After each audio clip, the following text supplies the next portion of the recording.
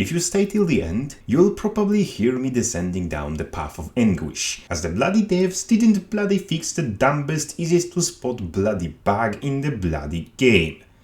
But first things first. Festival of Four Winds returns, so you may grind festival achievements to receive a Mesmer fragging ribbon. Anyhow, we have to give credit where credit is deserved.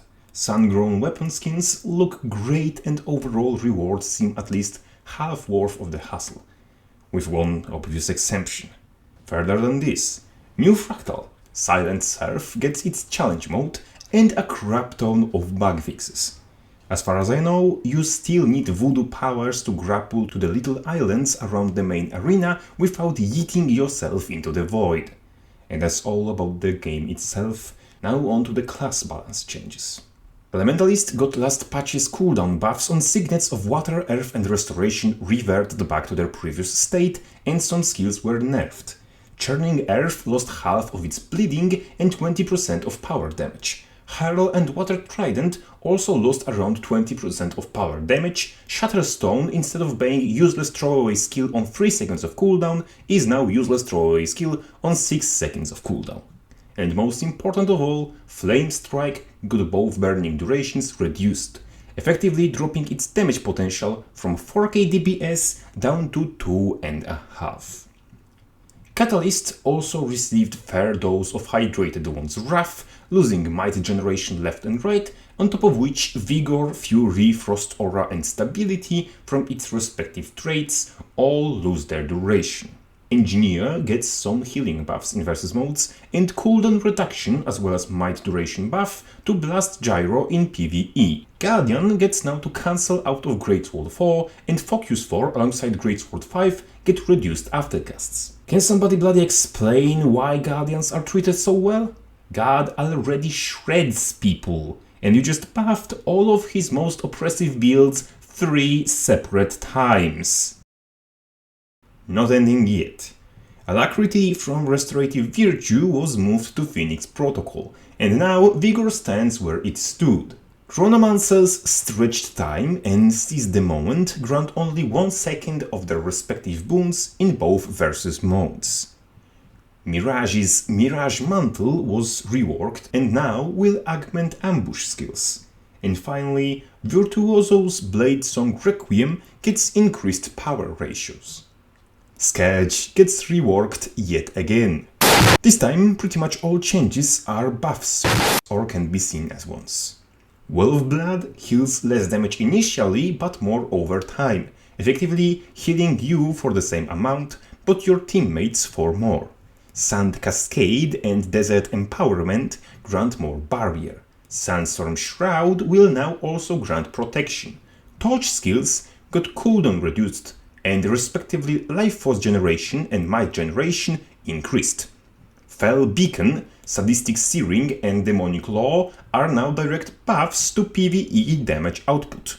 Finally, Sand Sage and Blood as Sand grant full benefit with 1 shade up instead of 3. Ranger gets boon uptime buffs to Spirited Arrival, Call of the Wild and Sun, Water, Stone and Storm Spirits. Also, Druid's Grace of the Land gets its Alacrity duration increased to 1 second. Untamed's Let Loose also grants its quickness duration increased, and gets quality of life change of no longer requiring you to leash and unleash yourself after weapon swap to gain access to your unleashed ambush skill. Herald wins life, with Elevated Compassion now granting quickness every second instead of every 3 seconds. Potentially it will be able to upkeep quickness with very little concentration. That, combined with concentration steroids from the new Elevated Compassion and reinforced potency, combined with shared compassions might increase, we have ourselves perhaps most comfortable and intuitive to play quickness provider in-game. In Theif's case, Deadeye's One in the Chamber gets its damage bonus reduced to 10% down from 300. Premeditation gets its bonus reduced by 0.5%, Ironside gets its damage bonus reduced by 5%, and Shadow Flare and its follow-up skill get their power scaling reduced from 2.0 to 1.0. The Shadow Flare thing, by the way, was 2.0 power ratio in all 3 game modes. And may I remind you, Fierce Blow, the skill known for its absurdly high damage, has only 1.8 power ratio and does this. Next, Spectre. Shade Step gets its alacrity nerfed. Strength of Shadows now converts Vitality into Expertise and makes Torment deal 25% more damage instead of its previous effects. And Lazarus Torment now steals life from anyone you apply Torment to instead of its previous effects. Also, Shadow Sap gets protection duration increased. And finally, it almost came the time for me to totally lose my shit. Arc Divider gets its power coefficient increased from 2.5 to 3.5 in PvE only. Hit the Soul gets its base quickness increased from 3.5 seconds to 4. Even if you increase base quickness duration of that grogging trait beyond what's reasonable, it still won't fix Gunzerker, because duration here isn't the bloody problem. Berserker has to take not 3 like with the banners, but 5 skills just to upkeep rage. It has to spam all of these skills of cooldown to stay in rage. It grants quickness on hitting the enemy with burst skill, and it's also inferior to all other quickness builds through a courtesy of having no utility slots free for any utility, and not to mention the damage numbers. On top of it all, where Untamed's Let Loose resets when he swaps weapons, Berserker's Hit the Soul doesn't reset on weapon swap, and doesn't even reset on use of Blood Reckoning, which resets cooldown of your current burst skills. Which means that timers of your burst and your Hit the Soul constantly desynchronize, which is bloody irritating to keep track of, while keeping track of your rage timer and boss mechanics simultaneously.